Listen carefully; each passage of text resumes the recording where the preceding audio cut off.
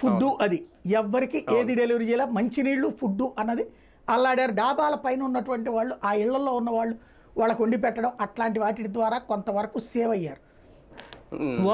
అయితే నీళ్లు కూడా దొరక్క ఇబ్బంది పడ్డటువంటి పరిస్థితి అయితే సాగింది.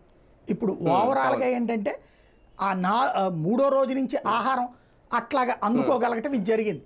డ్రోన్లు, హెలికాప్టర్లు, ఇవన్నీ డ్రోన్లు ఎక్కడి వరకు వెళ్తాయి, ఒడ్డు నుంచి 1 కిలోమీటర్ వరకు వెళ్తాయి, మ్యాక్సిమం 2 కిలోమీటర్లు. ఆ కిలోమీటర్ ఎట్లా వీళ్ళే ఉన్నారు కాబట్టి ఇదంతా టెక్నాలజికల్ ఫోటో షూట్ కాన్సెప్ట్ తప్పించి ఒరిజినల్ కాదు.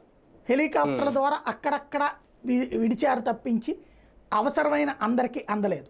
ఇవి ఫెయిల్యూర్స్ స్వయంగా చంద్రబాబు గారు మంత్రులు అడిగినప్పుడే తేలిన విషయం. ఇది 3-4 రోజుల వరకు. 5వ రోజుకి వచ్చేటప్పటికి వాటర్ తగ్గుముఖం పట్టింది.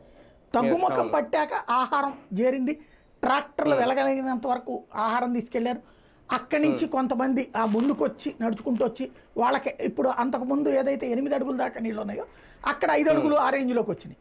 అప్పుడు వాళ్ళు కర్రలు పుచ్చుకుని వచ్చి యువతల ఆహారం అందించుకుని తీసుకుని వెళ్ళగలిగారు. ఇది వాస్తవం. అయితే సార్ ఒకసారి అంటే గ్రౌండ్ లెవెల్లో ఏం జరుగుతోంది అనేది, అంటే ఏ పత్రికలు రాయట్లేదో లేదంటే అక్కడ వరకు ఎవరు వెళ్ళట్లేదో, ఎందుకంటే కరెక్ట్గా 10 రోజులు అవుతోంది ఈ రోజుకి 31